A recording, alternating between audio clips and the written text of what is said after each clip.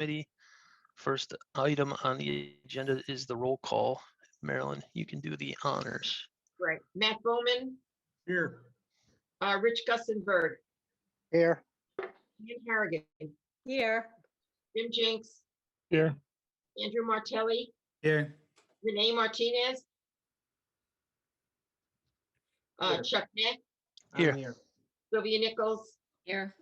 Kate O'Donnell. Not yet. Okay. Jeff Tangaro Here. and Tony Perugini, Here. John Walsh. We have a Here. quorum. Great, thank you. If everybody stand for the pledge. Pledge allegiance to the flag To the flag of the United States of America and to the republic for which it stands, one nation, under God, indivisible, with liberty and justice for all. Now, who gets to sing Danny Boy? No. Who's Irish? Matt. Right. The next item on the agenda is the approval of meeting minutes from our last meeting on March 8th. So everybody should have received these via email last week, had a chance to review. Is there a motion to approve the meeting minutes? Second. Thank you, Sylvia. Thank you, Jim. All in favor? Aye. Any Aye. opposed? One abstain, Renee? Is Renee here? Renee is here, yes. Yeah, I'm Okay. here. I'm abstaining. I was not pressing at the last meeting. Okay. All right, so the meeting minutes from March 8th are approved. Very good. All right, item number 4 on the agenda. So last week, we had met with the Office of School Construction Grants and Review. That's OSCGNR. We met with them on the morning of March 11th. Later that evening, I had sent a summary of that discussion to the committee. I believe you guys all saw the summary of notes. Was there any questions or comments pertaining to the meeting from OSCGNR? Chuck, could you expand a little bit on the discussion regarding the sizes of the schools? Yes, so let me just pull up the email here. So first, I'll jump to the second one because it's a little easier. It was confirmed that for an elementary school, a 400 to 700 enrollment was preferred. It was commented by their director that 850, as it was in scenario 1A, would be too large. In regards to the middle school, it was stated that the projected enrollment for that school, which was about 1,200, I want to say it was 1,170 and change, was very large and not preferred or desirable. It was suggested by the director, Costa Diamantis, that approximately 900 would be preferred. However, it was not stated that the proposal would be dead on arrival, given a projection of 1,200. Rather, it would require a deeper dive and some justification to their office that it was the best solution.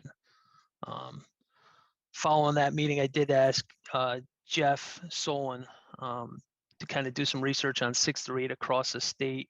And Jeff, correct me if I'm wrong, I think they all fell in that 900 range and there really weren't any close to 1,200. Is that correct? Yeah, that's accurate, Chuck. So that was the summary of the discussion. Again, Tony, Sylvia, John, Jeff, Vin, and Chuck, you guys were all there. If you want to add anything to that, I don't know if I missed anything there. Chuck, I just want to add, I don't think you missed anything, but I think the question might come up with how can a town have a middle school with only 900 students if they have 4 or 5 elementary schools? And remember that there are many towns that have 2 junior highs or middle schools. So each one might be 900 kids in a town where they had 1,800 middle school students. So I think that's needs to be mentioned. Thank you for that Sylvia. Tony, were you saying something? I'm sorry. No, Chuck, I think you're spot on, and I thank you for collecting all the feedback from that call. Again, Costa didn't put it completely out of question, but it was clear it was going to be a hurdle, and the reason. So prior to that, we talked about the size of the elementary schools, and there was I won't say consternation on their part, but it's definitely not 900, 850. It was not going to be a good idea. And we talked about the middle school, similar concerns as I think if they saw a plan like that, they'd want to see the detail behind how we're going to manage a student population of that size and other things. But it's not impossible, but I just think it to be a little, more detail added. And the other thing that came out of all that discussion time and again, even before we jumped into those numbers was, for any of these options, has the community been involved? What's been parental feedback? Has the community been involved? What's parental feedback? And we don't have a lot of that yet. So I would imagine that regardless of what proposal goes before them, especially if it's a 6th grade middle school large size, they're gonna want to see that this was at least vetted by the school community and we heard the feedback and addressed needs. But I think you're spot on with your analysis. Anyway, thank you. No problem. Is there anybody else? Yeah. Go ahead, Sylvia. Question. I Yeah, just want to Jim, make go sure after that. we're clear that the special ed was a very high priority with them, and they wanted to make sure that whatever plan we came back, the pre-K, if that was going to be put into a school, it was going to be in a school to stay and not be moved from one location to another. So, but they were very willing to accommodate those populations in our plan, and in fact encouraged us to carefully make provisions for the special ed teams, in whatever scenario we came up with. So Yeah, agreed. As I had said in the email, they had said in many different ways to make sure we had provided ample space for, pre-K, special education, behavioral health, et cetera. So that was taken as note. Jim, go ahead. You had a comment. Yeah, was there sort of a preference? It sounds like the preference is to, if we had to do a larger middle school or a larger elementary school, it sounds like they would lean toward a larger middle school, right? I don't know if I can make that determination based on what they had. It sounded like they were equally against schools of the size that we were talking about on both of them, unless I had read that wrong, Chuck.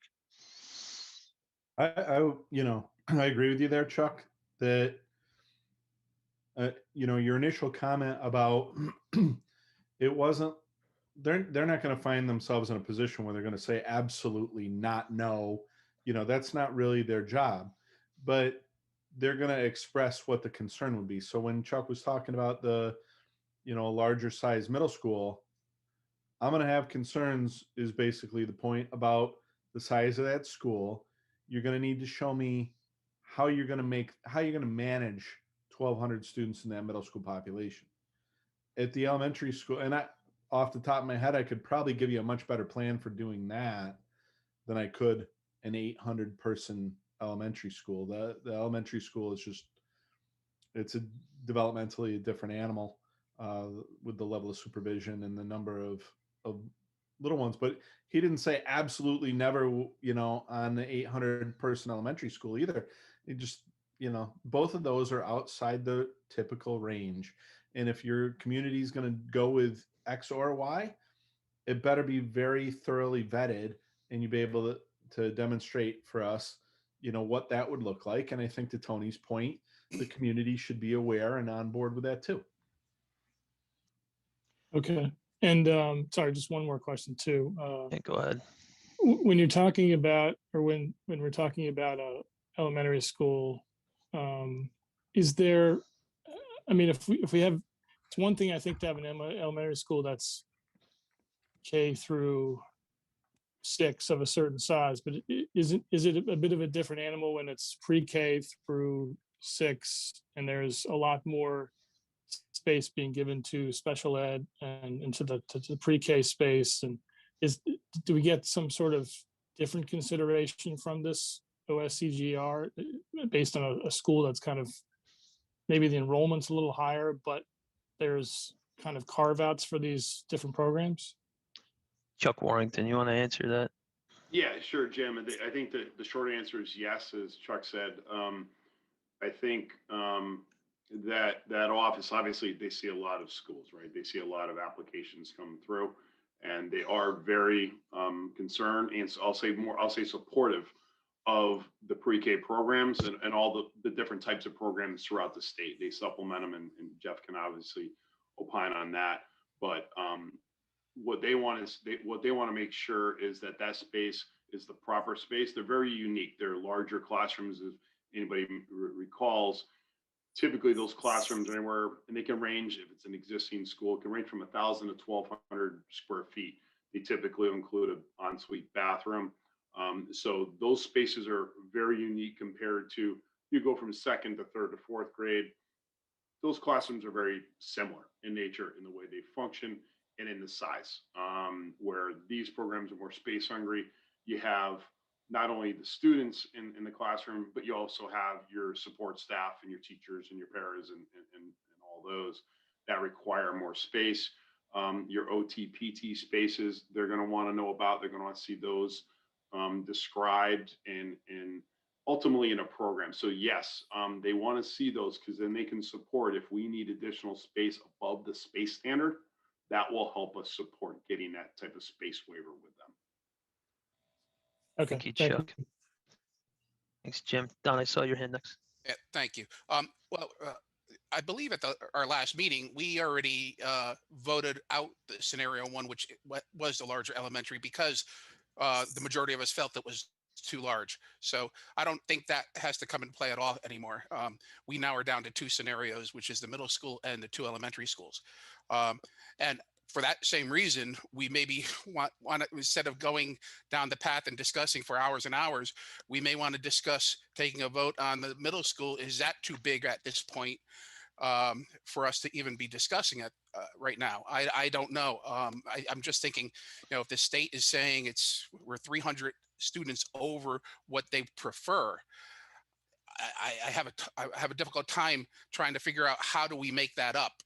And the other thing is, I'm assuming, Chuck Warrington, when you came up with the prices that we have, they included the additional spaces that the state is requiring, or will those numbers increase now that we've heard from the state that we need, we made to take into account all those extra things? Are you, Don, specifically talking about the ones we just described with pre-K and or like the specials? Yes. And yeah, so what we do in the square footage calculation, just so it's clear, and you guys are seeing the ends, you'll see a range sometimes. Mm-hmm. In the space standard, which, it tells us what they're willing to reimburse with the maximum 8 years. For the high end on, say, the new schools, we're adding 10% because to account for some of those spaces. Until we do the educational specifications and the programming, we won't know the exact amount. But for the case of our study and our early numbers, we're adding about 10%. Anything above that, which, again, when we talked about the space standard, and if you're below that 90% ratio, and that's where we're taking the 10%. We're like, if we're less than 90, we've seen the state push back on that, even with those programs. So if you're at 90, that's a starting point. So we've incorporated extra space. We don't know exactly what it is, but they have been accounted for, in our opinion. So it may need to be adjusted a little bit, but you've already accounted for that in any of the quotes that you've given, whether it's for the middle school or the elementary schools. Yeah, so for the new schools, just to be really clear, so for the new schools, because we don't have an existing space, we are adding the 10%, and it might fluctuate a little bit, depending on the ed spec. Okay. For the existing schools, okay, so for like a Highland or Doolittle, if we're doing based upon SLR's revised enrollment projection, and we calculate the space standard for that future projection, and we compare it against how many square feet you have now, okay, and that's that ratio. If you're at that 90%, 87, 91, we haven't added on 10% to the existing building, because that's going to require discussion.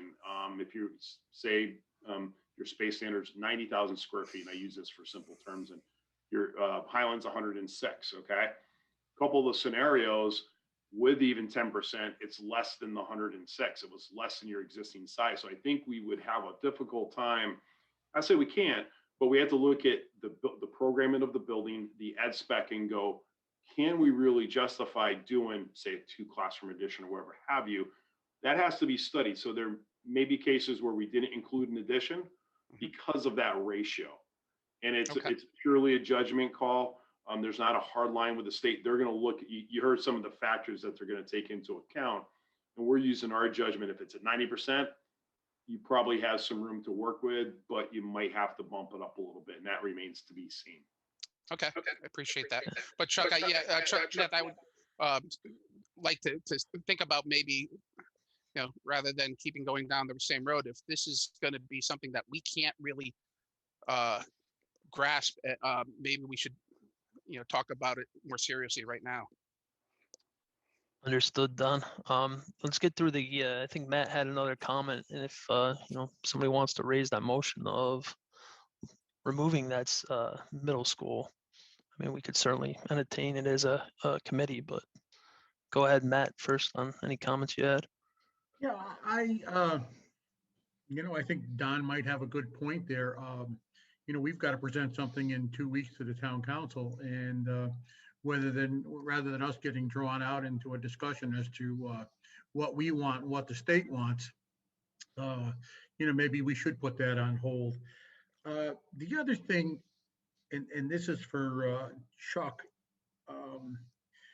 our student populations projections have a low, a medium, and a high. And we're basing everything that we have now on a high. And maybe we should scale that back a little bit. If we're looking at the possibility of maybe 2 elementary schools, they certainly both don't have to be done at the same time. These are projections. I hate to go back 50 years, but the last time we did projections in Cheshire, they were so far over that we ended up closing schools. I'd hate to see that happen here. Maybe we should take a little more conservative approach and just do it maybe 1 step at a time, 1 elementary school at a time. Or 2 elementary schools. That's just my opinion, but I do kind of like Don's opinion of pulling the 1,200 student middle school out of the scenario at this point anyway. It doesn't mean if we pull it out now, it's out forever. It just means that we can focus more on 1 or 2 elementary schools. Thank Guys, you. if I may, on the first comment regarding the projections and stuff, Matt, the points taken, I think if we could hold any discussion on that and maybe even the scenarios until I just want to get some feedback from the meeting, which I think we've gotten at this point. We can move on to the scenario 6 projection and then just kind of stick into the agenda. We can kind of take both of these things up when we get into the discussion of the scenarios on item 6, if everybody is good with that. That's good. Thank you. Yep. Did anybody else have any further comment on the meeting with the state or any of the summary notes there? Right, seeing none. We'll move on to item number 5. So as you recall, the last meeting, as we just discussed, we kind of agreed to pursue a scenario 6, which at the elementary level would include building a new 6 to 650 K through 6 elementary school in both the north and south ends of town to replace the existing Norton and Chapman schools. It was also considered the Darcy kindergarten moving into Doolittle and the pre-K program moving into Highland. So the study was originally scheduled to take approximately 2 weeks, but SLR did turn it around for us in 8 days. So hopefully you've had a chance to look at the stuff since yesterday. And then Mike Zuba from SLR is here to kind of present those findings this evening. So Mike, I'll turn it over to you. Thanks, Chuck. And what I'll do is I'll just share my screen here so we could walk through all the tables and maps. Everybody should hopefully be seeing the opening PowerPoint slide now. Yep. Yes. All right, excellent. Just ground checking the technology. So our charge for this is really to take 1A, which had that one larger elementary school to the north and provide 2 equal size elementary schools in the north and the south and see what it would look like. So similar to what Rebecca presented at the last SMC meeting, our starting point is the existing attendance zones. We are using the 2019-2020 student enrollment because it's the non-COVID enrollment. It gives us a lot better picture of what typically happens enrollment-wise, especially at the elementary. We've used the maximum functional capacity that we calculated. It's shown on the right, a total seat count of 2518. And then as we go through the various scenarios, we begin deducting that space and then adding it in based on sort of the enrollment fit for it. So these are just conceptual boundaries. They give a good idea of what the population is in that area for the next 5 to 10 years. Obviously, if you were to go ahead with the project, you'd relook at these before you were, adopting any boundaries going forward. And this is the approach of really right sizing and having that conversation around what the enrollment is within a certain attendance area.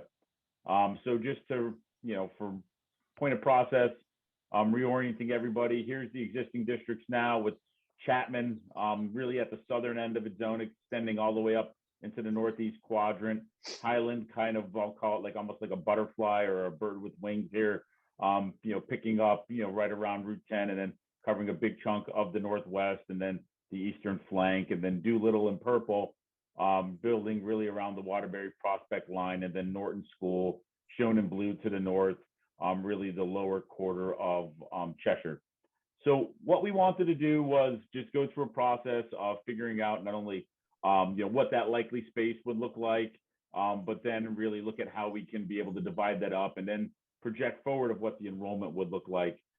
So I'll touch on it in a little more detail, but for the new elementary school to the south and north, we've created this planning capacity of 682. And what it really revolves around is this idea of having roughly 4.5 sections per grade in a K-6 elementary school, resulting in 31, as we would call them, instructional or homeroom classrooms that then get loaded at about 22 students each.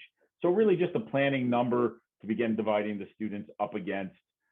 So what we have here and using those assumptions and looking at that capacity number for the new school to the north, and this was a little bit of a challenge. We're showing it here in this cantaloupe color, right under the Route 10 symbol. If you squint really hard, we're planning on it being, the Chapman School, but if it weren't the Chapman School, we wanted to cover our bases, ensure that we had the Chapman School zoned into it, but it is, as it is under the existing, still at the southern end of that attendance zone. And really this right flank here in the upper northeast corner would be from Chapman to the new North School, whether that's named Chapman or not. And then the area right along Marion Road, just south of 691, would be an area from Highland School to the new North Elementary School. And then we have this other little area here off of Waterbury Road, which is currently in Doolittle, that would then move to the new elementary school to the north. And then really the big change in the south would be taking a chunk of Highland and taking that area and assigning that to the new Southern Elementary School to be able to bring that enrollment up from, where Norton stands about 150 less than that 682 number, bringing that up north to be able to fill out the school and provide some additional space over the 10-year projection, really, in years 5 to 10 for the area in the middle, which is always the toughest to, be able to, have this little push and pull on a redistricting. So what we did is we went through our demographic model, accounting for births, the sales, the underlying immigration, and we prepared, 9-year projections really going out to 2930. What we're showing here for the new North Elementary School, overall, all the schools have this sort of ramp up as enrollment grows within the community. We did our best to be able to try to even out that growth. So we went through a lot of different iterations of making small moves and seeing how it responded. Because our goal was really to even out the growth, so we didn't have a lot of growth pressure all in one school. And what we were able to do is we were able to get in that last 5 years really a sustained enrollment of around 630 in the school to the north. Bumping down to the new elementary school to the south, it came in slightly higher, especially in that year 2930. But overall, enrollment's balanced out there at about 660 students. We ended up with an average enrollment for Highland of about 775 and Doolittle of about 612. So when we applied that to those functional capacities that I touched on earlier for scenario 6, we wanted to have a very even utilization as we went through this ramp up. And as you can see in the bottom line, the district-wide total, which is something we pay close attention to, especially in the scenario planning, as these schools move forward and, hypothetically, we just put them online very early on. I know the construction schedule will be something different than that. But overall, looking at sort of a midpoint and being at an 85% utilization, which is pretty typical for schools that group by neighborhood and that are either K5 or K6. And this slowly works its way up, eventually getting to 95 and then 96, 97%. But overall, we're having very good utilization across the board. Most of those are averaging in the mid 90s. I will point out that Doolittle came in a little bit high, right around max capacity, but that's something that can, be easily overcome with just some boundary adjustments when you do go through that final redistricting, if you were to go ahead with this option. So overall, I thought it performed really well. I thought it balanced out the enrollment really well, and using that size of roughly 680 really fit well within our overall utilization.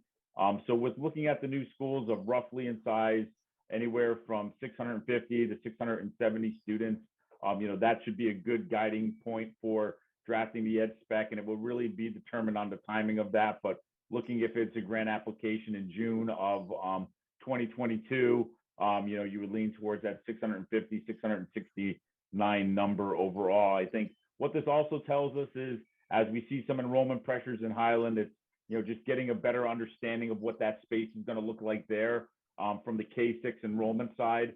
So what that true capacity would be there once that gets studied a little bit more. But ultimately, the elementary school will have a K6 enrollment, not too dissimilar from Highland. It'll be a little bit larger than Doolittle, but this puts all the schools roughly on par in that 600 to 700 enrollment range and capacity range from a K6 standpoint. So really good parity across the board with the size of the schools. And then our overall takeaways would be that this option would move approximately 18% of the student body as drawn. So that's a reasonable impact when you consider the 2 schools as part of a construction project. And just going back through my notes, I know where we built 2 elementary schools, we're typically up in that 30 or so % range of change. So this has pretty nominal change considering the size of the construction that's being contemplated there. And with that, I'll turn it back over to Chuck and the committee if they have any questions, and I'll just keep my slide deck up until I know that there's not any specifics on that any further. Thank you. Thank you for that, Mike. It might actually be appropriate. Could you address Matt's comment prior regarding use of the high projections and your experience with the state and why maybe we would go that way versus other? Yeah, I'm actually going to drag a second screen over, then share, and then stop share, and then reshare to get the thing to work again, because I think it's a good comment. I want to be able to talk about it, but I don't want to have some numbers in front of me, to be honest with you. And I think it's helpful to have that. So do what you need to do. Yeah, that's all right. That's all right. I'm a numbers guy. Just let me know when everybody sees an Excel spreadsheet with some colors on it. You got it. All right, Matt.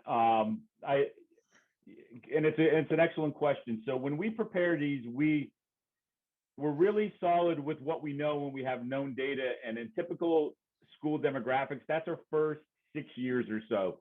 So when we start running out of births and we start like having to create some reasonable assumptions, is where those other 2 years really come in. Those other 2 models really come into handy. Really come into hand. And I will say that when I opened it up after I heard your comment, and I'm looking kind of just at the K6 enrollment of what we're projecting. So we're going with the high for the K6, in which we're looking at 2606 as our end point, as our high point in 2029, 2030. And looking at our medium projection, which is the closest model to it, I wouldn't recommend ever pivoting down to the low. That's not going to happen. That's based on some really pessimistic assumptions that for a community like Cheshire aren't likely ever going to come true. But what we're seeing for the medium model on that same K6 is 2494. So it's a difference of about 112 students spread across how many ever numbers of schools. So, you know, I'm in my advice as the demographer on it, and I see you squinting, Matt, and I apologize. Hopefully, if I could zoom in a little bit better, you can see that. So this is our medium model here for the K6. All three models were very, very close together, especially between our medium and our high, going out 10 years. You can see even in the K12 model overall, we're at that 45-16 versus the 46-57. And what that tells us is that, you know, if we're going through a construction project and we're planning for space and what we're seeing, we would recommend the high. But if the decision is made to go with the medium, it's roughly 100. It's 100 students spread across. If it's, you know, depending on the school alignment that we pick. If it's scenario 6, you know, it's 100 students spread across 4 schools. So it's 25. Yeah, it's 25 students per school and a very small number per classroom. I like, you know, when we plan for space, we always want to have be a little bit conservative because you get one bite at the apple on a school construction project. And we don't know, and I remember doing projects back in early 2000s where things like expanded classroom needs for students with different types of needs for special ed was only first just really being talked about, and look at like 20 years later, and you know, it's a graphic of where did all the classrooms go. Well, they're to provide for all the additional needs. I would recommend on using that more conservative high number for the individual elementary schools in this planning exercise, because this is just demographics. This is just the number of kids we're projecting. We're not projecting what that need's going to look like, what mandates may be out there, or what programs may be needed and what space may be needed to deliver those programs. Great. Thank you, Mike. Matt, I saw your hand up. You want to just ask a follow-up to that? Yeah, I'm not looking to do things cheaply or wrong or not have the proper school size or the proper classroom size. I think my point that I was trying to make is because you have the expansion of numbers over a period of 9 years, if we expanded one of the schools now and took into consideration for the next 5 years that we would cover the population, we could go out for another elementary school in 3 years. I don't know if it's a smart thing to do. I know right now bonding is low. I know there's construction is high. You know, raw materials has gone through the roof. So I don't know what the proper answer is, but I think that I'm just trying to start a discussion as to do we jump in with both feet and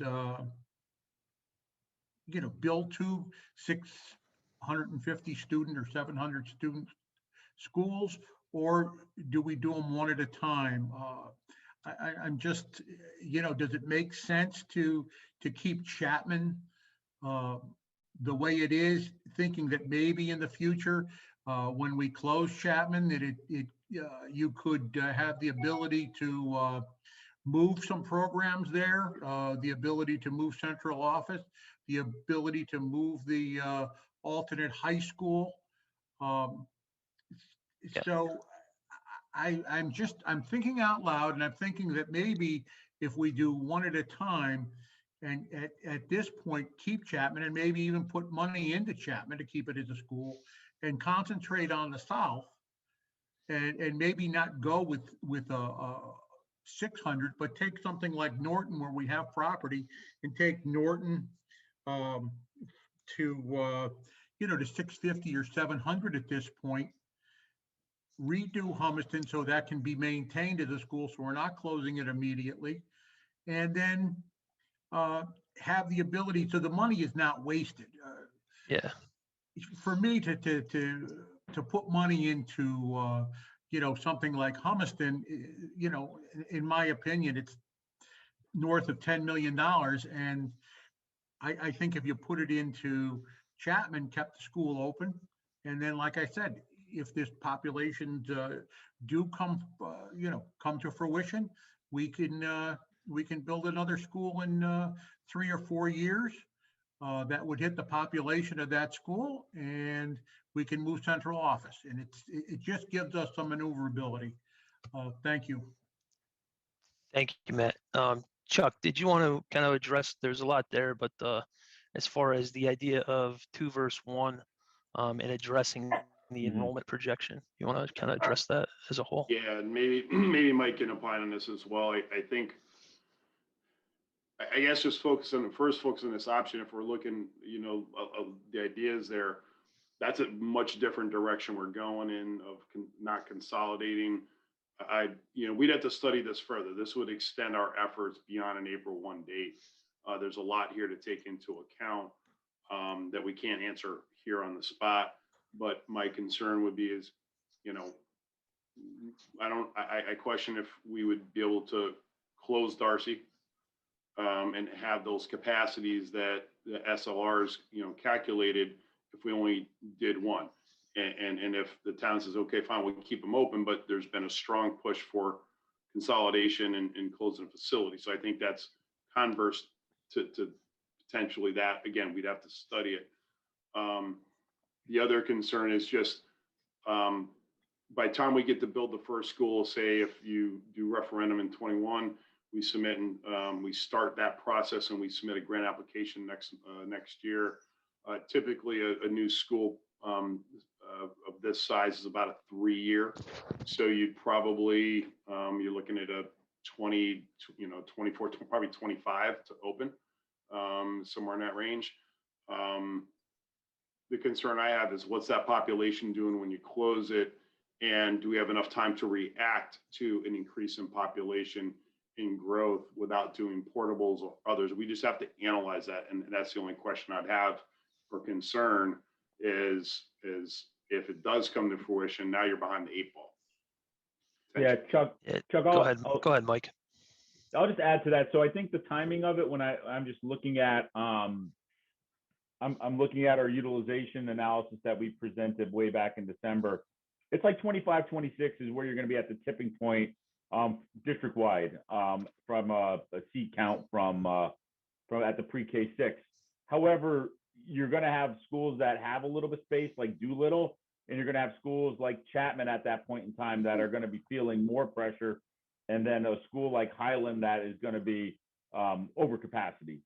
So you either do one of two things. You either, look for full-size classrooms and, as a temporary solution, you put whatever you can, that's using a full-size classroom, you displace it, whether that's a music or an art or something else, or you could you'll have to find space somehow in addition to what you're using right now to avoid having to either bring in temporary, portable classrooms or going through some sort of redistricting to be able to hold off if you don't do something by that point in time. Got it. Thank you, Mike. Yeah. I do want to reel it back into hold comments to anything related to this scenario 6 projection. And if we want to talk details of each scenario, I mean, that's next on the agenda here. So does anybody have anything else related to this scenario 6 update and the numbers pertaining to it for the 2 elementary schools? Go ahead, Don. I just had one quick question.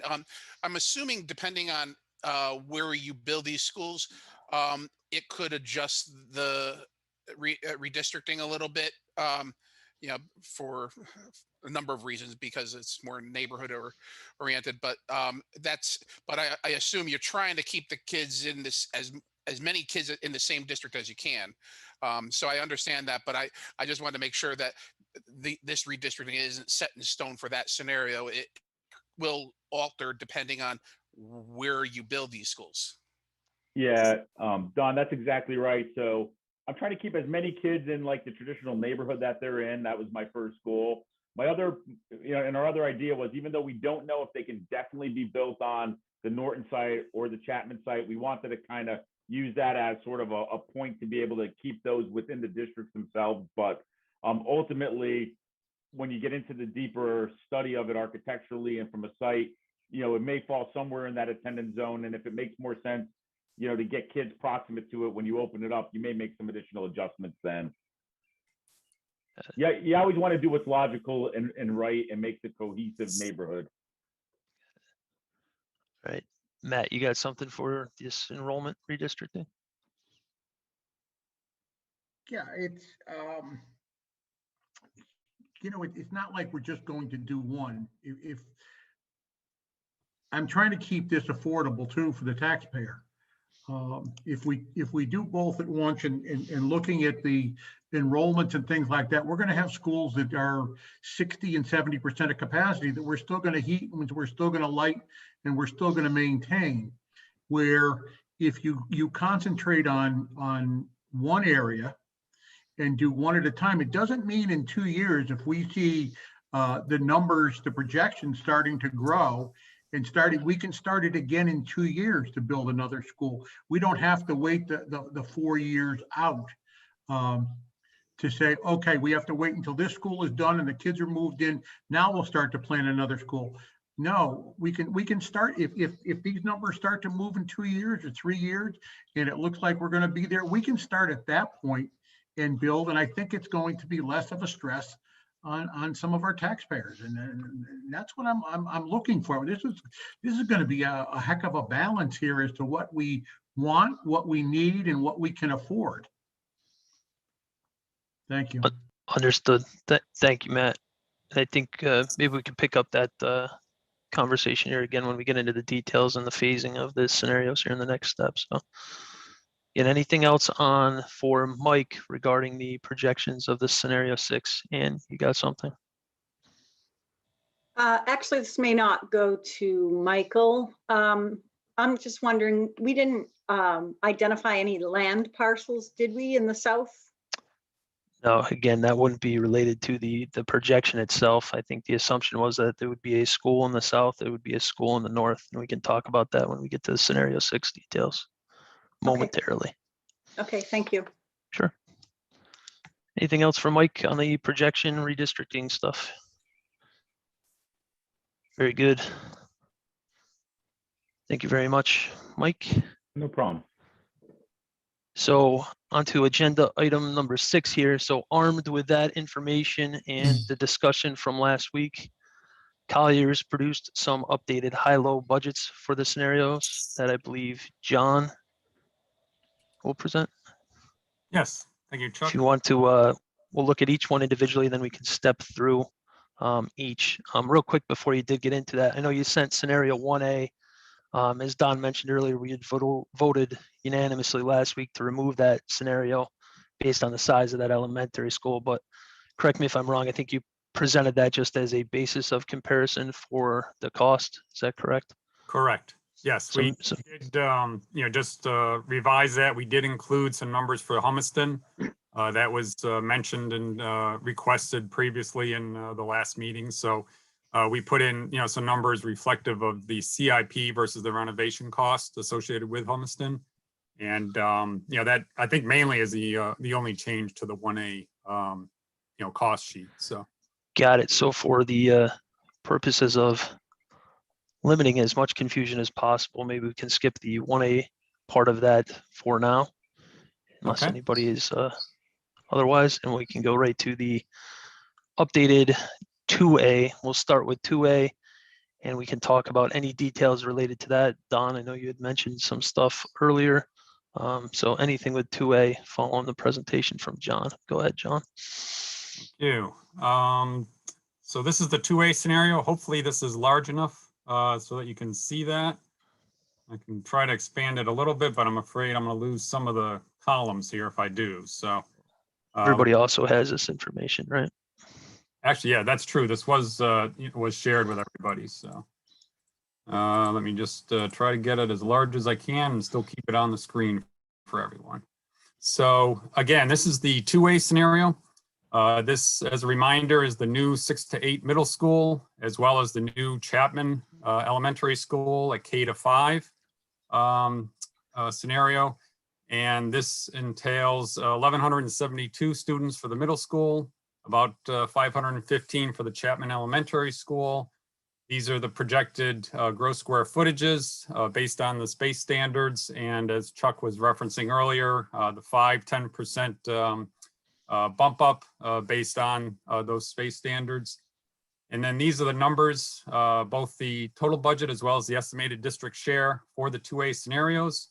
What we did do here is we added this line that just shows the estimated total for the phase 1, varying with respect to the district share between the 102.3 million as the low up to the 124 as the high. And then proceeding along, the assumption is that the next phase, phase 2 of scenario 2A, would be renovation of the Doolittle, Highland, and Norton, although there is some potential that the Highland could be a CIP. However, we opted to show this as a worst case scenario and remained showing Highland as a renovation project. So those 3 components are shown here. These did not change since the last iteration. And then finally, the renovation of the high school further down the road, probably, I think it was 2034 or so was the anticipated timeframe, most likely that would come into play. Those numbers, again, have not changed. The Humiston, we did, like I said in the beginning, incorporate both a CIP value for the low and then a proposed renovation cost of 12 million for the high. Carrying that through, we did leave that as the district share numbers, just due to the fact that we are not sure how the state would interpret that, whether or not your percentages would come into play as far as the deductions to those numbers. So these in turn are the final numbers associated with those approaches for scenario 2A. And then ultimately, yeah, go back here. Block the cell there. Give it the old escape. Yep. There we go. Sorry about that. And ultimately, these would be the numbers, both the low and the high, as far as the district share for scenario 2A. Any questions on that before I move on? I see Ann's got a hand up. Well, hang on. I wanted to talk about I'm 2A sorry. as a whole before we moved on to scenario 6. And before we get to any questions, if you could stop sharing there so I could see everybody. Sure. But I think we needed to close the loop on a question that was raised last week. There was a what if question on this scenario last week. I believe it was from Andrew. And sorry if I'm ad-libbing this a little, but it was if we had only did the 6 through 8 middle school in phase 1 and not the new elementary school, would we still have enough room for the projected enrollment increase? Do you have an answer for that, Chuck and or John and Andrew? Did I hit that correct? Yeah, I think we determined a no because in because we'd have to expand. We're talking about expanding Highland up to that 515. And the remaining schools were pretty Chapman much up to the renovation. 515, correct? Yeah, exactly. So I think we're going to be running short by a couple hundred students on the capacity. I think around maybe I want to say around 300. We can get the number, but what we looked at is we were coming up short. I don't know if Mike, if you remember that at all, but I think we're still coming up a bit short by only moving the grade 6 up. To that. Yeah, without doing any building projects, you would be over the capacity. I forget what year it was projected at. Let me try to dig through my files while we continue to have the conversation, and I'll get back with a more specific on it if that's helpful. I think we had to do Chapman expand that capacity. Got it. So pending that from Mike, Andrew, that kind of answered your question from last week, correct? Yes. All right. Very good. Is there any discussion, comments regarding the information presented now? Don, I see your hand, and I believe you had something. You can go after that. Yeah, I'm looking at the, when you talk renovation, it's renovation to new. Am I correct on that? When you say renovation? That's the assumption, correct? So you're saying that you can renovate Humiston for $12 million to new at the high end? I find that hard to believe. Well, Don, I mean, these are using high level square foot dollars. We haven't done an existing condition survey of it. We haven't had a preliminary hazardous materials investigation. These are really high numbers. We'd have to dig into this. This is giving us an order of magnitude. Well, yeah, it's important to know, because I think when you're looking at the renovation to new of, Doolittle or Norton, which are much higher numbers, I think, I think we have to be careful of that. You don't want to put a $12 million renovation when, you're looking at the others are in the 20 million range. So I'm just concerned about, that, but I still feel that we should move forward to take a vote to see if we want to keep this scenario in place, especially when you start seeing the numbers that it's going to cost, and it still may not fit the criteria that the state is requiring. So that's my opinion. Thank you, Don. Ann, did you want to comment? I'm just wondering, those final numbers for all the scenarios, have the Humiston projections built into them? The bottom lines? I believe all of the Correct. current budgets have the same Humiston assumptions made to them. Yes. Thank you. All right. I think Perkins Eastman, Ben, I think you sent us in the prior studies, I think Perkins Eastman, who was the architect who looked at it, they're at a high around 10 million a few years ago, if I recall that study.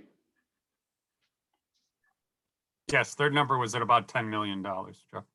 Yeah, so in that and the low teens, again, we'd certainly encourage a deeper dive on that building. Very good. Was there any other comment or a motion to be made on this scenario? Any other further discussion? Go ahead, Kate. I move that we take a vote about eliminating scenario 2A due to the information from OSCGR. I second that. Seconded by Don. Is there any further discussion regarding moving scenario 2A based on information from OSCGR and the size of the middle school? Go ahead, Ann, and then Rich. Go ahead, Ann. Yeah, I would be opposed to that. I think that we should stick with our original plan of taking 2 proposals. Both of these proposals, in my view, have are problematic in one way or another. And I still struggle with the idea of having bigger elementary schools even all around. I think that having the communities at the elementary schools a little bit smaller, because they don't include the 6th grade, is preferable.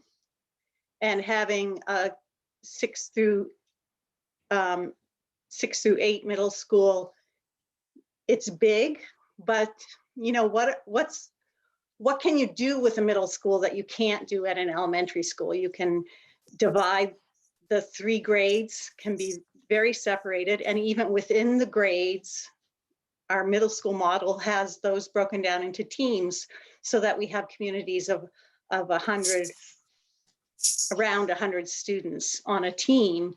So in my mind, there are many ways to organize a middle school to make it a smaller community feel. But elementary schools, you don't do that same kind of approach. It's the whole community is the whole school. So I just for those reasons, and also because the public has not weighed in on these 2 options, and if we take one off the table, then we're doing it before we've given anybody a chance to to weigh in as well. And that was one of the things that the state also recommended, that we get more parent and community input. So I would, I would be opposed to taking this off the table at this point. Thank you, Ann. Thank you. Rich, you are next, and then Jim, and then Sylvia. Go ahead, Rich. Well, I would really like to hear from Jeff Solon and the educational people, specifically regarding 6-8 through 7 or 7-8. One of the things that I've been concerned about all along is the fact that God really is not a particularly good facility for middle school education. Wasn't designed that way. It's designed as a junior high school. It doesn't really accommodate the teaming. We know all the issues with the parking. We know all the issues with the site that's there, surrounded by homes.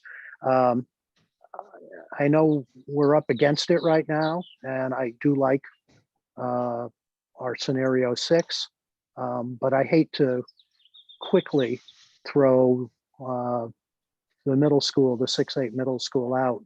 I would like to have time to think that through more. Jeff, do you want to respond directly to Rich's comments pertaining to Dodd versus a 6 through 8?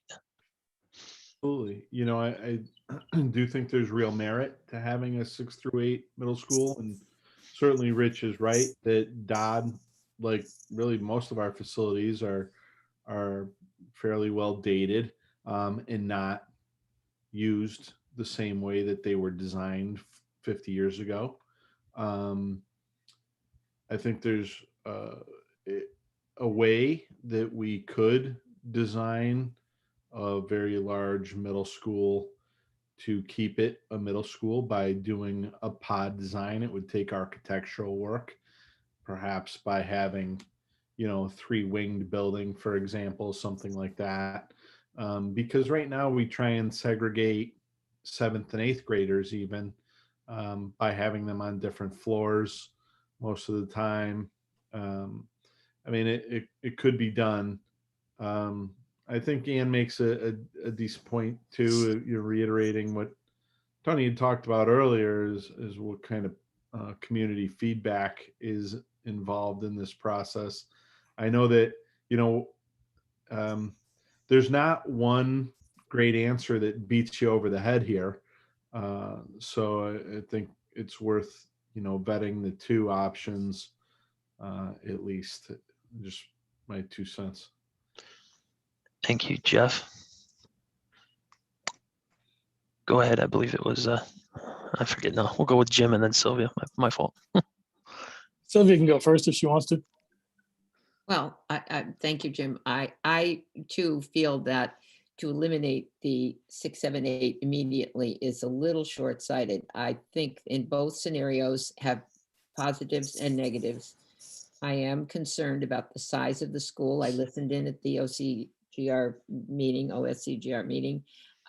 I agree that they would not dismiss it out of hand, but if we presented a plan that would work, they would consider it.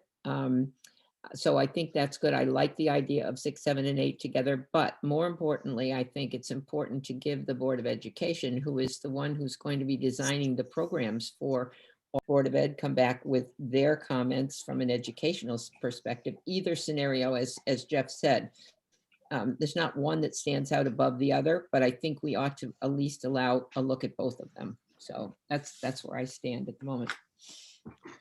Thank you, Sylvia. Go ahead, Jim. Yeah, thanks. That's not a reason to say we can't go with 2A.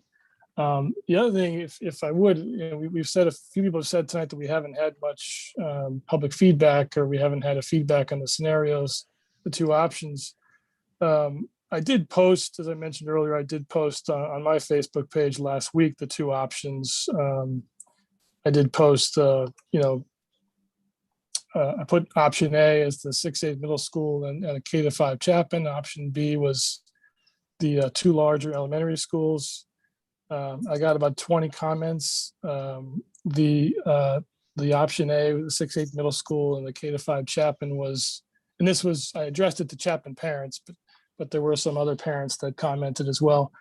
It was unanimous that the middle school and the K-5 Chapman was the choice among these comments. I asked if the prison was a concern. No one had a concern with the prison.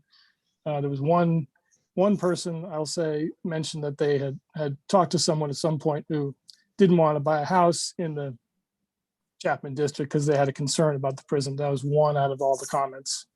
There's also another person who commented that they initially had some concern, but after living here for a while, they had no concern about the prison. So just based on this feedback and based on feedback that we've had, or I've had over time from educators and teachers that live in Cheshire but work in other districts, they really are stressing the preference or the desire to have a 6-8 middle school. So it seems to ignore that that feedback to me at this point would be the wrong thing to do. So I'd be against just dropping that scenario altogether. Thank you, Jim. I just wanted to follow up on a couple of points. First, from Ann, we had talked about presenting a recommended scenario and a backup scenario, not necessarily two scenarios as a recommendation, just to clear that up. The second is there's comments from Jeff in the chat. It says his comments are in line with Sylvia. And then there's also a comment from Jeff Solon in there, and I'm not sure what this was pertaining to in time. It reads, that was one of the attractive elements to a 6-8 school in phase 1. What was that in reference to? Yeah, that was going back quite a ways, Chuck, and it was about, I think it was about Matt's suggestion that a phased approach gives time for adaptation. And I think the point on that 6-8 was alleviating the pressure off the top. Now, mind you, I'm not advocating for one over the other at this point. I'm looking at what the benefits and drawbacks are to each. And like I said, I don't consider either to be a rock star. To Jim's point, I don't think either financially are dramatically different. But one of the benefits in the 6-8 phased approach is you siphon off all those 6th graders, and then, you're not closing Darcy immediately, but giving yourself a little bit of time to look at what, 3-4 years from now, by the time that building's opened, what is the population then? Got it. Thank you. I was just trying to catch up to the comments in the chat. Yeah, sorry, that was a while ago. Yeah, no problem. I would just say I wouldn't be necessarily in favor of removing scenario 2 altogether. I would say that it is looking at it versus scenario 6, which we'll talk about next. I think scenario 6 is stronger in my opinion, just based on the feedback from the state. But again, I agree with some of the comments to remove it altogether. At this step, I don't know that is the right step or the right way to go about it. That's just my opinion. Don, and then Tony, you had a comment in the chat as well. Go ahead, Don, first. Yeah, just first, I don't see this as being short-sightedness in removing this. We have 2 weeks to present something to the town council. And if you all recall, when Chairman Orris has spoken to us, he wants a concise, well-vetted plan to be presented. Based on what we have on this scenario, I don't believe we have enough time to get that done. And there's a lot of work that has to be done in order to get what he is asking for. So I think what's going to end up happening is if we do present that to the town council, you're going to drop it on their lap and say, you guys do the work now. So I don't look at it as being short-sightedness. I look at it as saying we're up against the clock right now, and maybe we should try to concentrate on something that we can really fully vet out and have ready to present to the council. I just think that, it's funny how, a week or two ago, the people who were dead set against the 2 elementary schools are saying, oh no, we should present both of them now. And I'm like, well, 2 weeks ago, how did it change? Because now we have a too high of a middle school that we have to present. So we have to figure out a way around that. So I think, we really need to really start concentrating on something, because, before you know it, it's going to be April 1st and we have to have something. If we give 2 week plans to the council, council's not going to be thrilled with it, I don't believe, in my opinion. Thank you for that, Don. Tony, you had a comment if you want to go ahead, and then Sylvia. Yeah, I certainly have my preferences in these 2 plans. Let me just preface that neither one of these plans are bad plans, meaning 2A and 6, in my opinion. So it's not like there's a, pick the best or worst. They're both great options in their own rights, and there's a lot of analysis we can do to make, I think, my opinion, both plans work for the school and for the town. What I'm going to be opposed removing this right now for pretty much all the reasons everybody else that's opposed to it said, but I just want to say that, and I'm sure Andrew and Ann can chime in on this later too, but the board met last week in a planning committee meeting. We had a long discussion and presentation by Colliers on what were to time those options. And the 2 elementary option came up that was being researched, and all the board members said that they could not tell you, we can't tell you which option you should go at this point. We want to see anything you're going to present to us. We still want to see the details on option 6A, which now are available. And I can tell you that both options are palatable to the Board of Ed. There's board members that prefer one over the other. Ann's got some points in 6th grade middle school, but I think it would behoove us, if these 2 options, if these are the final 2 options, are supported by this body, get them to the town council and the board, because the board's going to have to go through a series of tasks anyway. And Chuck from Colliers was kind enough to give us a preview of what that looks like. But we're going to have to vet the educational specs. And I say the Board of Ed, it's not just some members on the board. It's obviously Dr. Solon, his assistant superintendents, the school district. And the board's going to want to see education specs for all scenarios and every phase of each scenario. So I think we need that information. And quite frankly, going back to 5 years ago, it was an great option back then. Nothing's really changed. So I think we owe it to the board to let them still vet that option. If this body thinks it's too expensive, that's fine. We'll work with whatever you put forth. It's too premature to remove this at this point. Both are workable. So the rub is going to be whatever comes to the Board of Ed, we have to get parental feedback. That's the public input that OSCGR was talking about. Give the public, the school community especially, time to digest the options, especially what it means from an educational programming for them and their children, especially what it means for redistricting and how it's going to impact them. So, whatever scenario comes across, we're going to do that.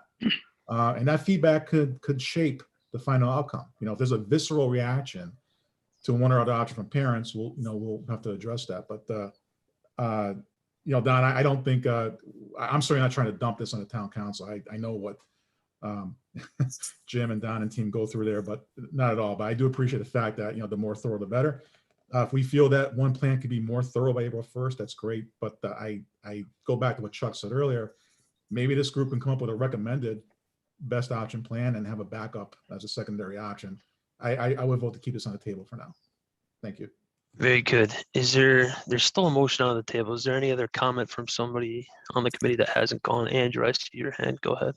Sure. I have to echo what Tony said. I would hope that the town council would appreciate that we started with 12 plus options with a group of our size, went through all the steps that we did go through. And if we can come up with 2 plans, one preferred and a backup plan with the details as to why one plans are preferred, why one plan is the backup, with the facts, with the figures, the redistricting scenarios, with the costs associated with it. I mean, it's more work on behalf of our committee, but putting it out there to the town council, to the Board of Education for their review, getting a larger audience of the public to see both plans and then getting that feedback in place.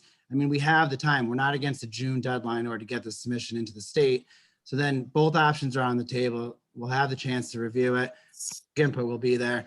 And, I know where I fall on the two different scenarios, but, I'm just one of 30,000 voters. And, the district wasn't built overnight. Schools haven't got to the condition that they were overnight. And we're not going to come up with a plan, in a year that's going to address the next 30 years of what the district is going to look like. So I think that going forward with a preferred and a recommended with all the facts and figures there and putting it out there and starting that community discussion, I think is really important.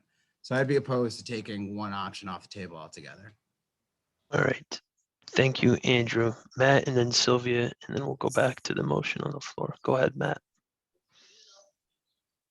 You just muted yourself again.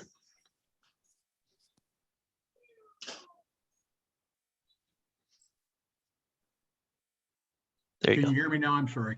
Yeah, you're okay. Sorry. If we have both scenarios, I think,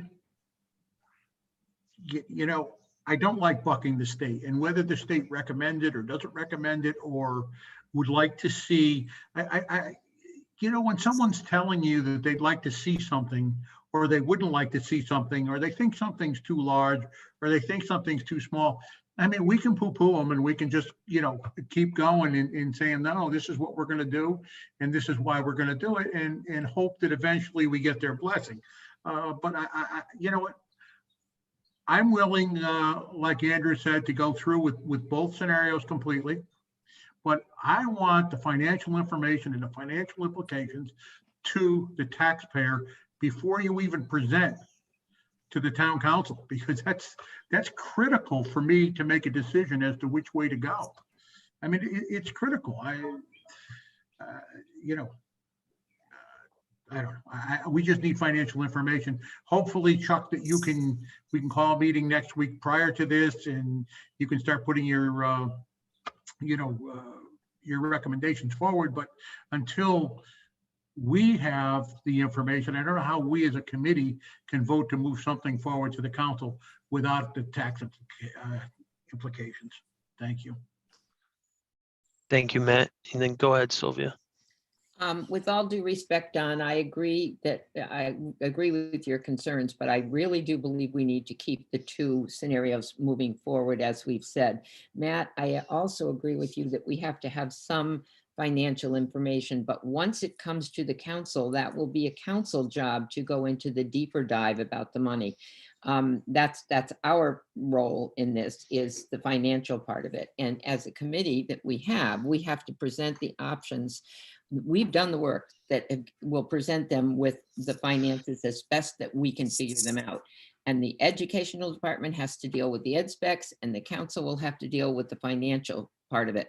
So if we have a preferred scenario, we go ahead with that one. And once we have had input from both the council and the Board of Ed, that's when the final scenario is going to be decided. And it may be a hybrid of what we've both proposed. I mean, that may be the result of what this is, but to eliminate a proposal before anybody on the council has had an opportunity to even look at these, I think is short-sighted. And just like Andrew said, I absolutely believe at my position on the council, I'm elected to serve at large. That means that the town is my constituency.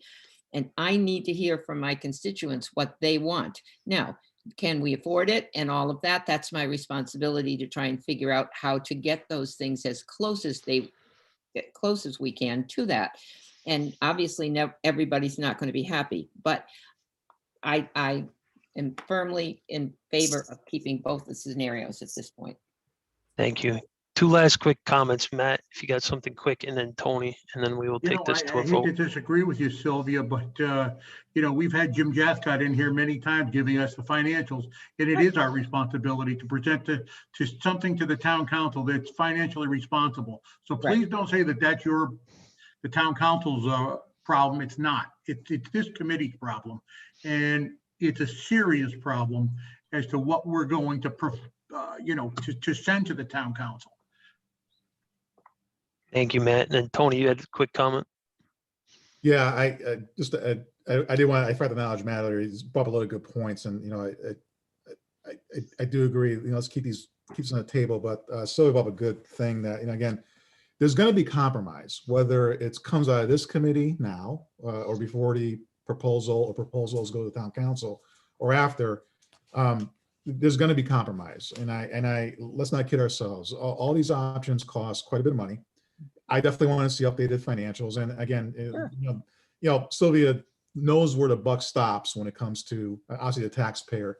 But before it gets there, town council is a big job for keeping our financials in check, and they're doing a great job with that. But the Board of Ed is not blind to that either. And I will tell you that almost all the board members want to see the financial implications because we're cognizant of that, and we'll just take that into consideration. Even though for us it's not the primary factor, it is a factor.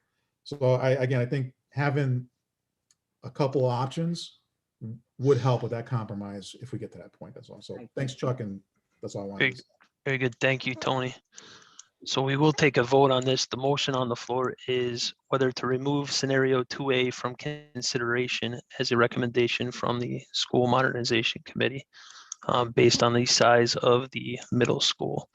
So all in favor of removing it from consideration of the School Modernization Committee? A vote of hands.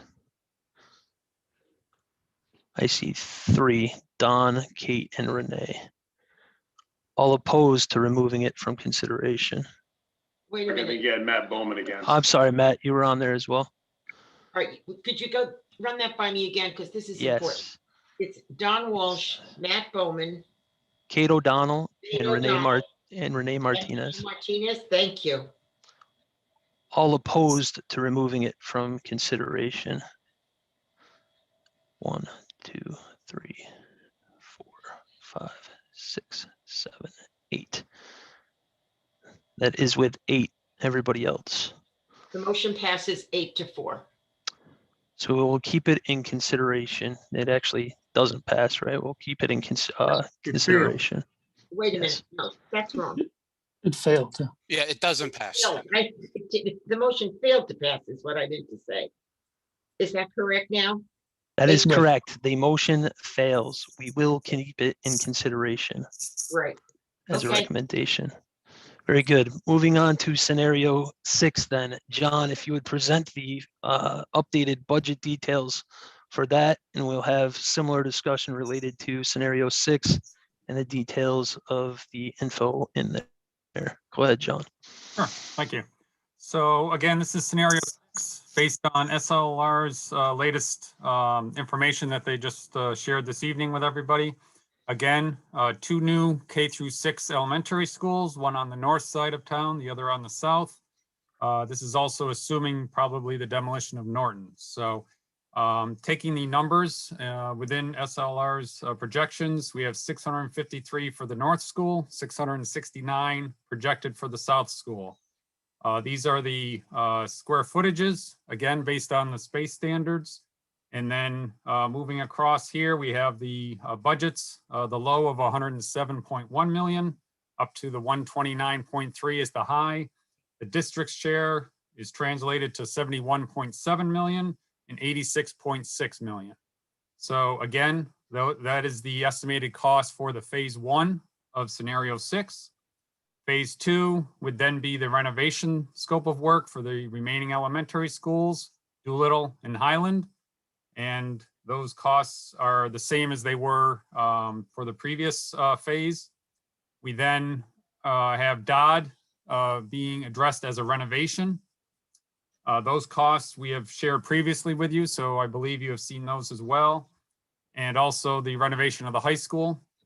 And similar to scenario 2A, we have carried the Humeston figures, both the CIP number of the 4.4 million and then the 12 million for the renovation costs, resulting in totals. And the district share would be 257.9 million up to the 326.9 for the high. And those are roughly about $11 million lower than the scenario 2A total costs. So that in a quick nutshell is the summary of scenario 6 for you, Chuck. Great, thank you, John. Before we get into questions on this, go ahead, Chuck. Did you have to? Yeah, I was hoping, John, can you bring that sure. up? I'd like to, Chuck, show just so we can demonstrate the space standard and the square footage. Like just show some of that math if I could. So can you go to Doolittle, John? Oh, to Doolittle? Yeah, the space standard on the Doolittle. All right. is what we were talking about earlier. I just like to show this because this is some of the detail that not everybody is seeing. So in Doolittle, with the projection that we see here, it's 612 students. John, if you just highlight where that's at. That's Right. over there, but go back to the calculation if you could. Oh, sorry. Yeah, so in the graph here, you can see there's 612 for the high. And what it's saying is the building area, which is the inside face of exterior walls, is projected to be 79,000 square feet. And the current building area is the 73,850 that you see below. So basically what that's telling us is that based on the enrollment, there's potentially room for expansion based upon the space standard. And again, we have to go back to the ed specs. But because there's, potentially, 4,000 square feet or so, it's not huge, but it's enough to consider in addition. And that's where you'll see a delta between the square footages on the summary sheet. If we go to Highland, John, if we can go to Highland, okay, and go to the scroll to the left. Okay, that enrollment is projected as 780, and that equates to 96,000 square feet building area. Comparable, the existing building on the EDO 50 is 106,000 square feet. And you look at the ratio, you're 91%. You're basically 10,000 square feet. So in this case, we're assuming that in the high and the low, that would be renovation of the existing building. It's on a borderline of whether we would need that 10,000 square feet or need to do an addition beyond that. And so again, in the summary, if you go back to the summary, John, we are, if you wonder, okay, why does Doolittle show two different numbers for the gross square feet, the 82,987 and the 90, and Highland shows the same number? It's because of that reason, because of the enrollment and the space standard, that those are same. So I just want to kind of clarify that if anybody wanted different. Thank you, Chuck. Also, I meant to ask this on 2A, but we had talked last week about the number we would carry for land. In this case, on the budgets that are here, what direction did you go with a cost for land in these budgets? Where is that? Yes, no, Chuck. So we haven't carried anything as a placeholder at this point in these budget. Nothing's being carried. We wanted to review with you. We went through, I had one of our staff members go onto the GIS mapping system, finding parcels anywhere from a minimum of 12 to 13 acres, even though the standard for an elementary school is a 10 plus one for every 100 students. So in this case, roughly 16 acres. I said, well, find us anywhere.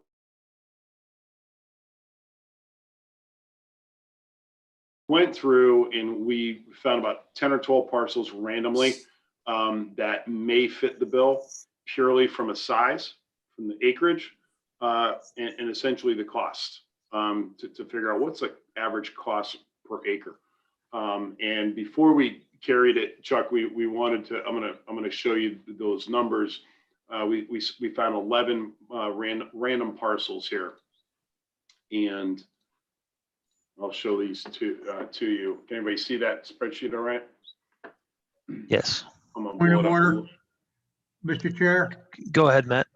We're not mentioning any specific land. We're just correct. Using, okay, I just want to be sure we don't have to go into executive session. Thank you. No, correct. The actual site is not shown. It's really just acreage and cost per acre that he's come up with here.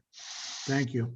Yes, that is accurate, Matt, because obviously we don't know if we'd even entertain them anyways. So these are just purely the parcel numbers are just in order on our spreadsheet. We took the total appraised value from the parcel from the card. We did not. It's nothing other than that value. So we're assuming that those appraised values are close to what a purchase value might be. We know it might vary. The total acreage, obviously, for that, and then how much per acre. Of the 11, there's these two that are not high, number 9 and 10. They're quite a bit lower than our average and outside of this realm of the 40 to 60,000 range. So we didn't include these in the average down here for those. Because of that, we felt it would throw it off a bit. If I scroll down, the average parcel is about 33 acres. That average is $1.88 million and an average cost per acre of roughly almost $53,000 per acre. Again, each parcel is going to be unique and different and have its different values and different characteristics. And we didn't evaluate them for, topography, utilities, buildability. We didn't talk to the planning and zoning. This is purely for a cost, as a placeholder in the budget. And before we put a number in, we just want to have a discussion with the committee to see if in fact you want us to incorporate that into the numbers, and we can do that. For a 6-8 middle school with a 1,200 enrollment, 6-8, they recommend 15 plus 1 per every 100. So that would be approximately 27 acres. Taking that 27 times this 52,846, a little over 1.4 million for a parcel. And for a K-5 elementary school with 700 enrollment, we're looking at 17 acres, just about $900,000. So depending on which scenario we're looking at, these are some rough numbers, again, from your GIS, your parcel cards, and the appraised values for that.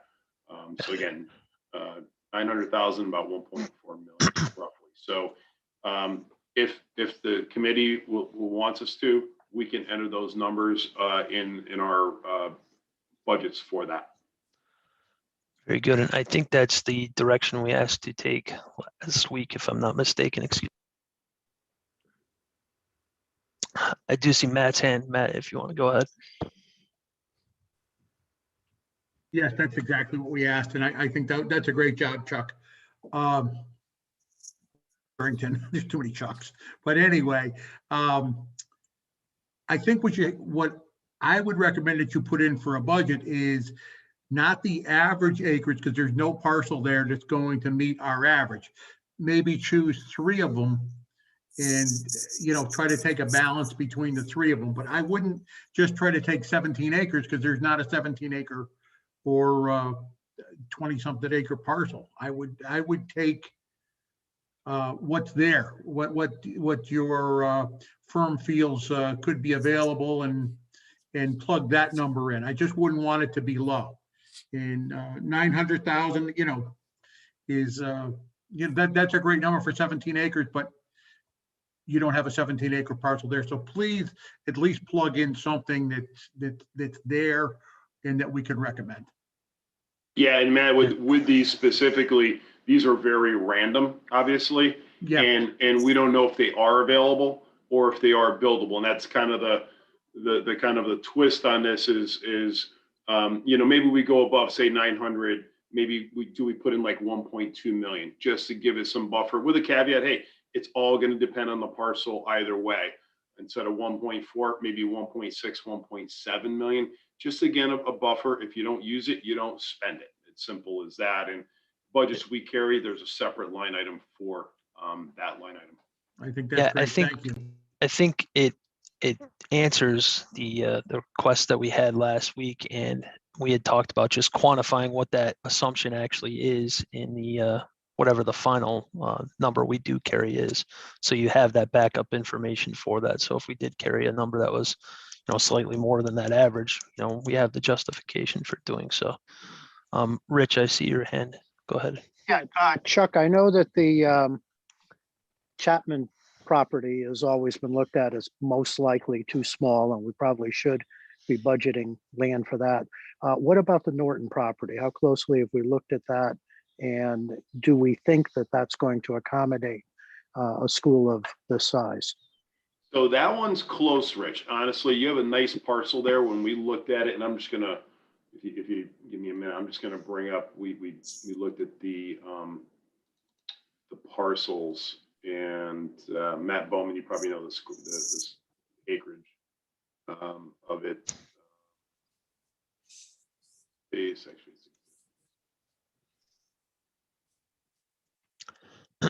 There's a pretty large parcel up in the back for that. Matt, And you're muted if you're trying to here chime we- in there. I think it's 17.8. 17.9. Yep. Sorry. Yeah, no, Thanks. thank you. No, I figured you had it. We've been looking at a lot of numbers, so I do apologize. I'm just bringing up the property real quick here. I was gonna, I'll So just real quick, if it was that if it is 17.9, that I mean that meets that, what was it, 10 acres plus 100 for it's every, very close, you or an know, acre and for every 100 or something. yeah, it's very And close. is that So, all buildable? you know, looking at it again, high level, Rich, and when we looked at, so this is, can everybody see that map there? Yes. You know, the white line is the property line. The inner one is our understanding of the setbacks. We'd have to confirm that. I just went off what it was zoned for. Those might be a little bit larger. But you have this larger, you know, part in the back that, based upon the topography, it doesn't look like it's got a lot of variations, fairly flat from what we saw. So, you know, just that high level, we'd have to do, as we stated before, a test fit, take some preliminary geotechnical boring just to make sure there's no significant ledge back here. I mean, we can handle it. It's just the cost and the budget that we'd want to adjust for under site costs here. And we would imagine that a building would be in this back area, and then the existing building would probably be parking or circulation, if you will. But we'd have to do a test with. So I wouldn't rule it out by any means, just based upon the size of it and the topography associated with it.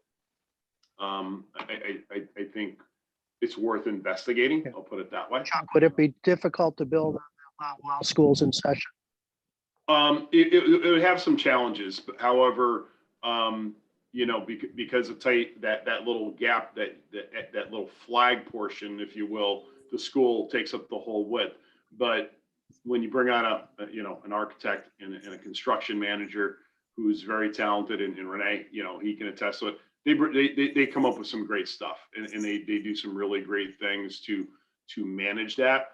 This one's, you know, tighter along there, but I think we could probably you know, hopefully figure something out, but we'd want to study that. All right, thank you. Definitely a challenge. Go ahead, Ann, sorry. So my question sort of goes along with exactly what we were just discussing. So are we building in 2 of those 17 acre plots for our scenario 6? What we had discussed to do last week was to show both scenarios and show what the option would be. That was the direction we talked about as a committee, unless I am mistaken. If anybody wants to correct me. Go ahead, Matt. I don't want to correct you. Okay. You're right. I just want to say, Chuck Warrington, that's an R40 zone. So your setbacks on your side are 25 feet. Your front and rears are 40. And that parcel would certainly, the soil types in that area are sandy gravel. I don't believe there's ledge in that area. There's test pits all over there because it's all sewered. So all those back roads have all been sewered. Therefore, the town knows what the soil types are. And there's a soil map to tell it, you know, fairly closely what that is. So that actually is an ideal piece to build on. Yeah, I thanks, Matt. I would appreciate that, and I'm the only thing we'd want to look at in a test fit is with these elementary schools, their supporting appurtenances, your playgrounds and circulation is much different than today's, the way they are built now. They're very space hungry, and they can be done. You got to have that creativity and that good design team that comes in with great ideas to locate, you know, multiple playgrounds, parent drop off, bus drop off, in addition to all those conditions. So definitely would want to do that. But you know, at first glance, it looks like it could be a contender potentially. Very good. Is there any other comments or discussion from anybody in the committee regarding this scenario 6? Go ahead, Don. Yeah, just one quick question. We had a discussion about putting the Board of Ed offices attached to one of the schools. So if we were going to add 7,500 square feet to one of those, say for instance, the one that's 99,000, is that just adding 7.5% onto the total budget roughly? Is that a good way to figure it? Or For 7,500 square feet, Don? yes, yes. What we would actually do, I'd have to do the numbers. I don't want to respond to that because we've done this. I think we always end up getting burned. What we would do is we can do a save as, and we can add in 7,500. We would show that separate as like central office space and assign a square footage to that so we can see what the number actually is. And that would get rolled into the budget with escalation costs, appropriate site costs. We use a percentage factor there. But given the size there, John, what's our gross square footage? The high gross was 99. Yeah, 99, so I believe, right? it might be there, Don, but it's easy enough Yes, for us 99. to add it in and give you a better, give you a good number on it. It's not that hard to do. And then, but also keep in mind the reimbursement rate for that portion is 50% of your reimbursement rate. So instead of like 35.72, I think, John, the reimbursement, it would be half of that for that portion of the project. Okay, thank you. Chuck, in regards to the budget, we had talked last week about showing Highland as a CIP, and I know you had mentioned this going over it when you carry it as a renovation. Can you just talk about that real quick, why it's one way versus the other? Purely just conservatively, Chuck, and there's been a lot of discussion back and forth with the committee. I've heard, frankly, let's be a little more conservative and renovate, but then others, talking about the fiscally responsible consideration. So really, we can carry it either way. It's really up to your committee what we think is what is best to carry it in the scenario. For that. Do we carry the CIP? There might be, like say for Highland, we might have to bump those up to convert some of to pre-K. There might be some additional dollars there that we'd have to consider, but it's really up to your committee. We were being just really conservative in assuming a renovation for that. Thank you. I had another question on this scenario. Obviously, these school sizes and the ed specs form will get finalized in the next step. Right now, the pre-K is considered to be going into Highland. And I know we had discussed briefly, what if the pre-K wasn't into Highland, for example, and it was built into one of these spaces, or maybe even both spaces? What does that do to the size of them, and what would that kind of look like? I'm just thinking on the redistricting that we looked at from Mike, you're taking a chunk of Highland and putting it into Norton, where maybe those kids could stay in Highland and Norton could absorb the pre-K instead, and you'd be redistricting even less than that 18%. Is that something that could be explored in the next step, or what are your thoughts on that? Chuck, I think Mike. Oh, you're asking me, Chuck? Okay, yeah, I don't know if you're asking Mike. Okay, I was looking for Mike. I get the enrollments. Mike had to drop off, Chuck. Oh, okay. Sorry. Yeah, can you look at it? Certainly. I mean, I think we could, certainly study that down the road. I think it's more of it's really a programming and educational discussion with the Board of Ed than it is so a dollars and cents. We can certainly put in there and some numbers would probably move around to right size Highland back for a K-5. It'd for that, and then you're K not through 6, right? K through 6. My apologies, K-6. And then some of the advantages of the new is you're designing it for that specific function. For pre-K, if there's OT-PT and other support for that, you can properly design for that. But I think that really falls into Board of Ed district as far as where that should go, to be honest. So that kind of answers my question. That's something that would shake out during the ed spec and the refinement of this in the next phase, correct? Yeah, where it's, because that's kind of Highland and they're kind of centrally located within the district. And I think I would guess that OSCGR would like to see it centrally located instead of having to go from north to way south or south to way north. Highland and Darcy, they're kind of at that midpoint of the town, so to speak. Thank you. Does anybody else have any questions, comments, discussion regarding this scenario 6? Go ahead, Jim. Yeah, I just had one quick comment. I noticed the utilization rate of this scenario is 97% at the end of the decade versus the middle school is 95%, which is obviously just a 2% difference, which maybe doesn't necessarily mean that much, but if, for example, the elementary school population grows quicker than we think, which I think is possible, especially as we begin to do renovations or begin to do new schools, it's probably going to attract more, not less. It's something to be concerned about. I think we don't necessarily want to get to the end of the decade and have schools that are too small. Thank you, Jim. Yeah, that's what we ran into in South Windsor, Jim.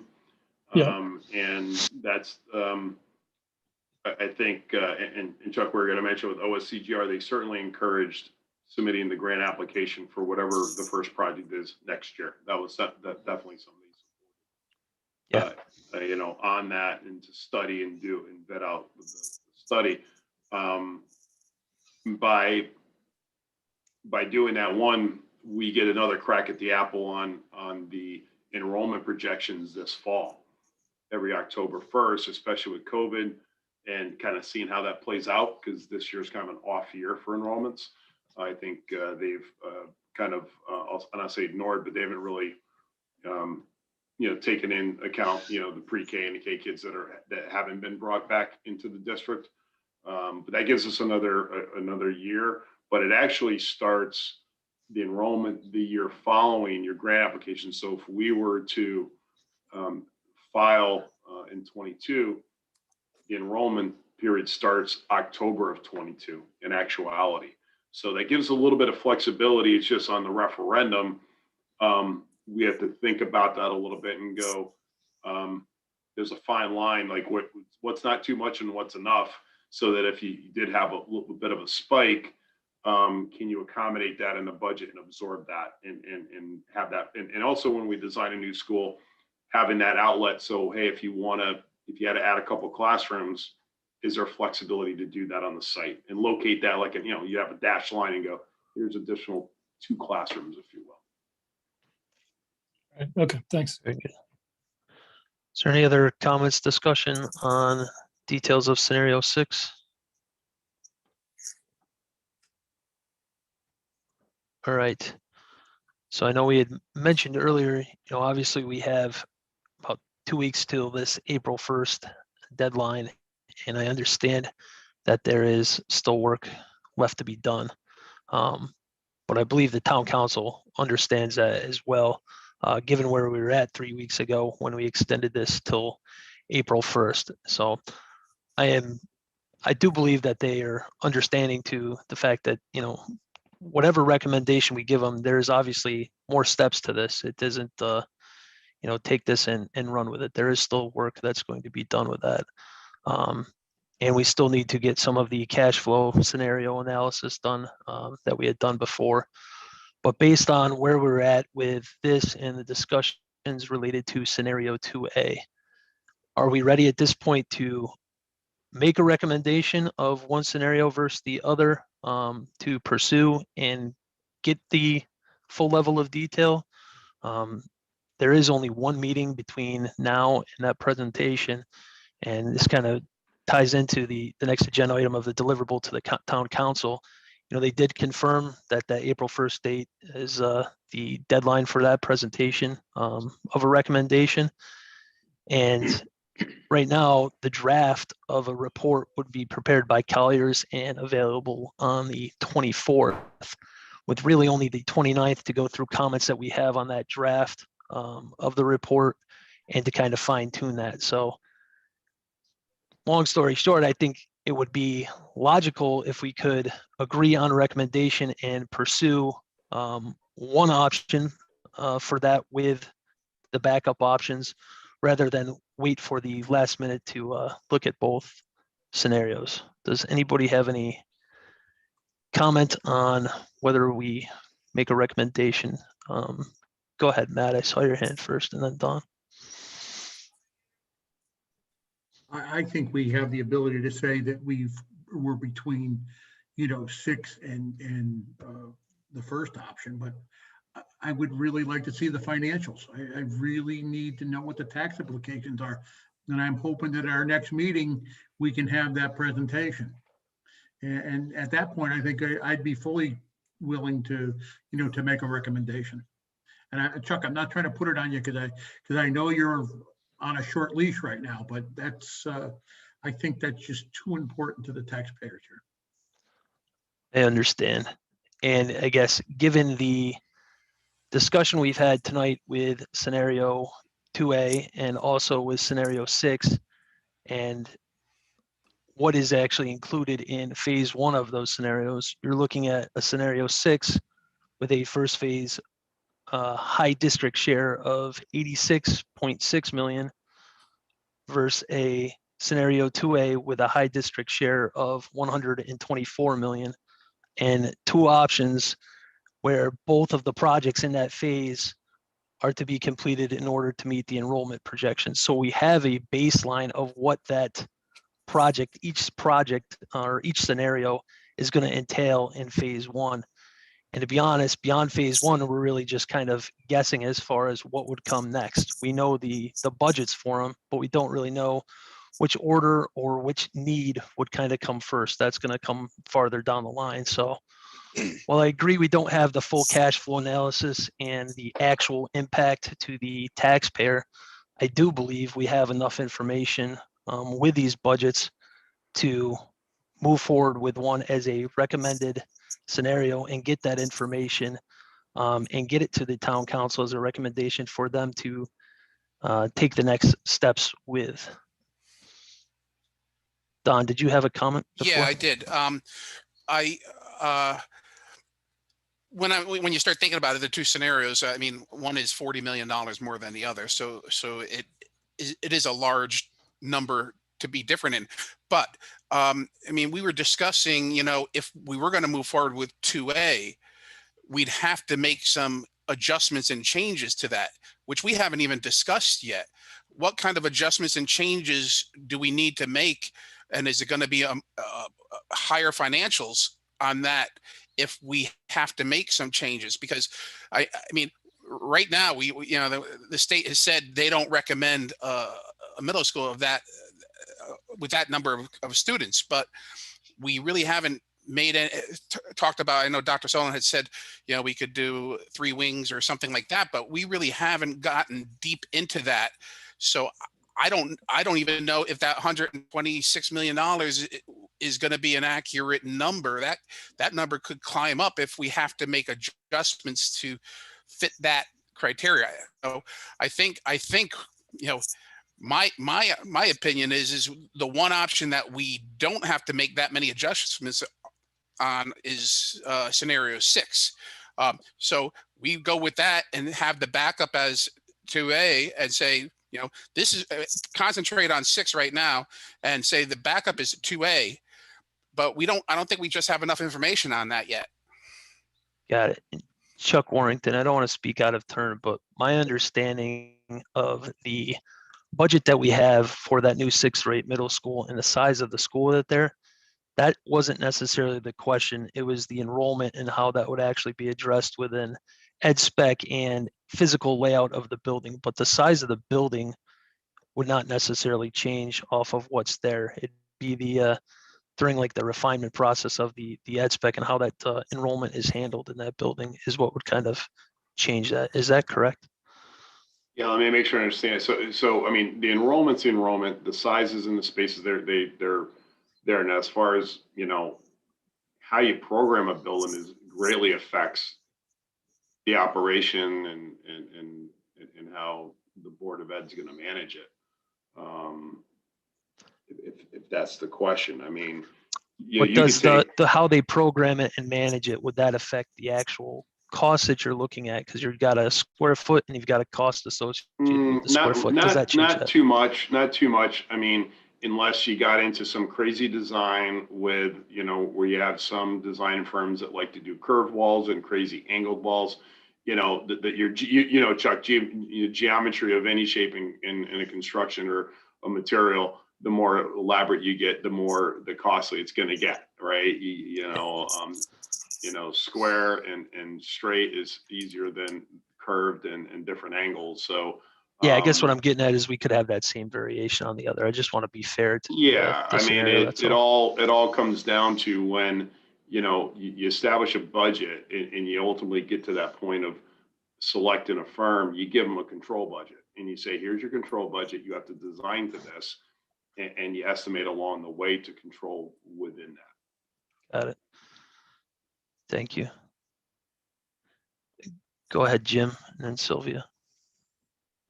I think I thought Tony maybe had a question first. I thought I saw in the chat, possibly. Gotcha. Yeah, we'll go with Jim, then Sylvia, then Tony. All right, all right. So one comment I had about the two options and presenting, as a town councilor, I think I would be hoping to see two options fully presented rather than one option fully presented and one option just sort of at the bottom of the pile. I mean, if we're going to present two options, we should present two full options. I don't know that we necessarily need to label one the primary option and one the backup option. If we're going to present two full options, that would be, you know. So I'm not sure that we necessarily need to pick one as a primary option. Got it. To be clear, we did talk about this I think 2 meetings ago, maybe even last meeting, and we agreed as a committee to present one recommended option and one backup plan. So there would be one option that was the recommendation and the backup plan. And if you recall, the table of contents did talk about all of the scenarios that we had looked at beginning to now, just on a high level, to show that we have done our homework. So I think we did agree that there would be a recommendation. There will be a backup plan to that recommendation. Does anybody recall otherwise? Very good. Go ahead, Sylvia. You're muted. Okay. One of my concerns is how are we presenting this to the town council? Because we have said April 1st. If you look at a calendar, town council's involved in budget meetings all of those times. And if I look at going into April, we have a lot of commitments. Are you doing it just as a recommended paper thing, or is it going to be a physical presentation? Because if it is, it might go as far as April 6th or 7th when we have a night that we are not otherwise involved, which gives us a little bit of leeway there. Is what I'm I appreciate you looking into the details. That's actually next on the list, but we had talked about, again, I believe it was the first meeting of the month when we got the April 1st deadline, that we would present a report on April 1st to meet the charge of our mission. And we would have a presentation at a joint meeting of the SMC and the town council on Monday, April 5th, because that would be our regularly scheduled meeting. Okay, so that's good. I just wanted to make sure. So at least we could have, yeah, okay, we could flesh out any proposal we gave them if we needed a couple more days. The idea was to present the information so they had some background on the first and make the actual presentation right here on April 5th. Go ahead, Tony. You were next on the list. I just want to say the cost of the middle school is not going to climb exponentially. I just want to remind everyone that last time in 2016, when we were preparing the last master plan, the board did hire TKSP to come back with a design for the middle school, you know, taking consideration a lot of it was discussed tonight, how we separate the grades, the feel of a grade level per location. I think that was pretty well vetted. Naturally, it's 5 years later. I'm sure costs change a little bit, materials change, but I'm just wondering, if there's time, if we can even do this, and I don't think Chuck or Colliers looked at this, but I just wonder, can we look at that design that was done for the 6th to 8th middle school option back then and say, hey, that's kind of near what we're thinking, or or not? I don't know if it's going to help at this point, but it is known to some degree what the accommodations will have to be in that, although the design have to be updated and cost for that will have to be updated. But I think that's a starting point to get an idea of. Yeah, I mean, Tony, when we look at it this early, the details, the state of Connecticut, and I don't know if we've covered this, they have a cap that they use of $365 per square foot for the building only 5 feet in. So on our high budgets, that's what we're using. For the middle school, for the low, I think, John, I think we're at $350 a square foot. So it's a pretty tight range because you may have labs in there, you have your maker spaces, you have a lot of, collabs, I think they call them, your collaboration and lab spaces, so, but the state likes to keep it at there. So again, it really goes back to that control, and we're about, there's a control budget, and it's like, okay, architect, here's the program, and it comes down to finishes, fenestrations, your exterior materials, the layout of the building. The key thing in our budgets really are that can bust it, in my opinion, is the site and not investigating the site. That's where we don't do our due diligence. We can, get into some trouble there if we're not careful, or in a renovation project, making sure we accommodate for. Yeah, and I'm glad you thought about those. I can't remember, Jeff probably knows the name of those configurable collaboration spaces that we had in the last design. I was talking more about beyond the walls and the physical structure, the learning equipment in terms of desks, configurable spaces, lighting fixtures, that kind of stuff. I don't know how much of that's incorporated in overall cost, but I can see if we go ridiculously over design on that, that could add on to the budget. But that $365 per square foot, does that also include the interior furnishings and? No, your FF, so we call that the FF&E, the furniture, fixtures, and equipment. In our budget, we have a separate category we call a budget block for those, for student desks, teacher desks, chairs. What's really important is to understand, like the millwork in your storage that can change. In Branford Francis Walsh, they didn't build in a lot of millwork. They, in the hard cost, they built movable storage per se. But we budget roughly $3,000 to $3,200 per student for furniture, equipment. It'd be for all your miscellaneous lab equipment. You'd probably go with that new. But as a rule of thumb, that's what we see. And again, it's got to be managed. The architect's got to manage that. For some of your AV equipment, if you had some type of an auditorium that's more of a performance space, that might creep into that. So that's typically outside your hard cost.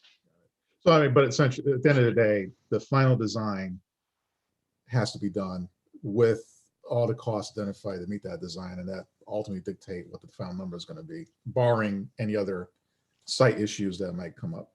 Yeah. I mean, you don't design ahead of time, obviously. Yeah, right. And we have historical costs from other projects, and the state has guidelines that we have to stay within anyway. So. Got it. Thank you, Chuck. Yeah. Thank you both. Is there any other comments regarding maybe making scenario 6 and/or 2, making a recommendation of either one of these right now, and so we can develop the report accordingly. And I saw your hand first, and then I'll go to Dawn. Yeah, I really kind of would like more time to mull this over. I'm really torn right now between between the two scenarios, and so I actually would appreciate more time to think about them a little bit more. The other question that I had was, is a renovation of Dodd in that 2 new elementary school phase 1? Scenario 6, phase 1 only includes the 2 new elementary schools. The renovation of Dodd was just carried as a number in a phase to be determined below. So it's not in that number, though. It's not in the final number. It is in the final budget number. It is not in the phase 1 numbers. All right. No, that's what I'm asking. So it's not Correct. part of phase 1. Okay, thank you. Yep. And in regards to your first comment, I mean, I think we would all love more time, but the fact is it is March 17th. We have a recommendation due on the 1st of April, and time is what it is. Don, you had a comment? Yeah, I would actually like to put a motion out there to move forward and recommend scenario 6 as the number 1 recommendation to the town council, with scenario 2A as the secondary scenario. Thank you, Don. I would second that motion. Thank you, Kate. So the motion is to recommend scenario 6 as the recommendation to the town council, with scenario 2 as a backup to that. Is that correct? Very good. Is there any further comment? I think we've exhausted the comment on both of these. Go ahead, Matt. I'm sorry, but we need to know what we're getting into financially. We need to know our closures, how we're going to save money. All the presentations that Jim Jaska did for us had different scenarios or different, what was going to close and what the town was going to save. None of that, it's all changed now. I mean, if I was forced to vote tonight, I would certainly vote for scenario 6 first, but I would really love to see the financials. Yes, and we will see the financials for it. Again, it's a matter of the timing of it here. I think the financials have been planned to be a part of the presentation. We've included a line item for those, and I will talk with Jim Jascott after the meeting tonight and try and get those as soon as we can ahead of our meeting on the 29th, So if we so that vote for this we can talk tonight, about that. there's not a reason in the world we couldn't change it next, or would there be a reason? Because Colliers is going to start to develop what they're going to present to the town council. So what we'd vote on tonight is it. We don't have a chance to switch scenarios next week. Next week, if the financials change drastically. Well, again, I Just a think question.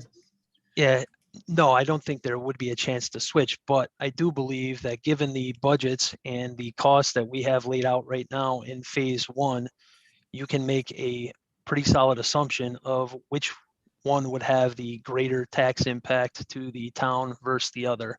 Right. Granted, we don't have the final mill rate number, whatever that might be, but if you're looking at phase 1 budgets, again, you're looking at approximately 120 versus 86 of phase 1. And those are based on the information that Colliers had provided. The exact number was 124 of a high district share. Low district share is 102.3 for scenario 2A. And on scenario 6, it is a high district share of 86.6 versus a low district share of 71.7.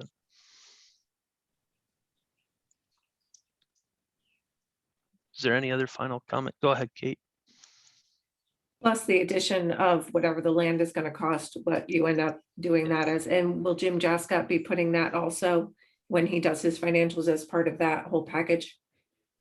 Yeah, granted, I'm sorry, I did forget that, but Chuck, we could adjust those numbers before you had given those to Jim Jascott to include that piece of land that we just discussed, correct? Yeah, so the 2A, we already have that pretty much done, right, John? So we just have to add in a line item just for the purchase of the property, which would be up front. That's very easy to do there. We just have to develop the scenario 6 for Jim for the 2 schools and run those out, which won't take us long. We haven't developed the cash flow for that yet. And just a note for 2A, we had talked about presenting the costs as if it was 2 properties because we weren't sure if it was going to fit on the Chapman property. Correct. Yeah, I think we had talked so about both options there, Chuck. So incorporate land acquisition for for basically all the schools as a conservative, as a placeholder. I think to put everything on the even field of the net increase or whatever the size was, then yes, that would be the way to go about it. And we'll get those numbers for the final presentation. Is there any other discussion regarding the motion to make 6A or 6A the recommended scenario with scenario 2A as the backup to that? Very good. We will take a vote then. All in favor of making scenario 6 the recommended scenario of the SMC to the town council with scenario 2A as a backup option to it. All in favor, please raise your hand. 1, 2, 3, 4, 5. Jeff Pingaro, I can't see your hand one way or another. Is it not up? I can't hear you either. Sorry. I believe it's not. And Jim is done. Very good. So it is 9. All opposed to recommending scenario 6.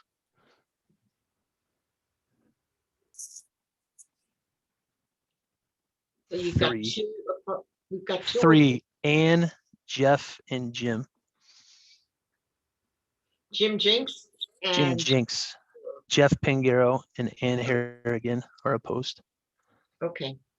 So the the motion passes 9-3 in favor of recommending scenario 6 with scenario 2 as the backup plan. Got it. Very good. Number 8, communications. I'm on it. So last week we briefly discussed the direction of SMC communications. At the end of the meeting there, I did just kind of want to clarify, at the end of the last meeting, I did ask Rich to post an update to the Facebook page that included a high-level summary of the meeting, as well as links to the available information on the town SMC page.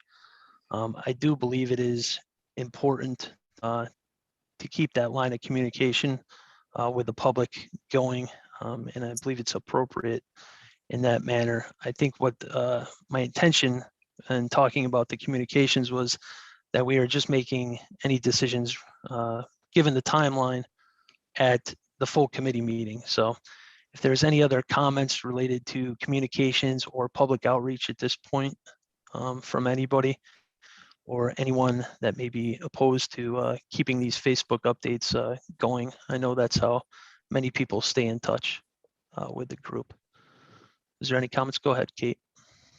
I just had a question about the reaching out to parents about the different scenarios. Is that something that the Board of Ed is going to do on their own or in collaboration with the SMC? It's an excellent question. Tony, do you want to address that? Sorry, I was biting into some corned beef. What was the question? It was regarding outreach to the. I stalled upstairs. Been cooking all day. My bad. Outreach Sorry, to the. Kate, what was the question? Parents. I apologize. I don't mean to be. Yeah, rude. go ahead, Kate. Go ahead and repeat it. Sorry. My question was, I know you had talked about doing a survey of the parents to, get what they thought about the scenarios. I didn't know if you were just going to do that on your own or if you were going to work with the SMC on that.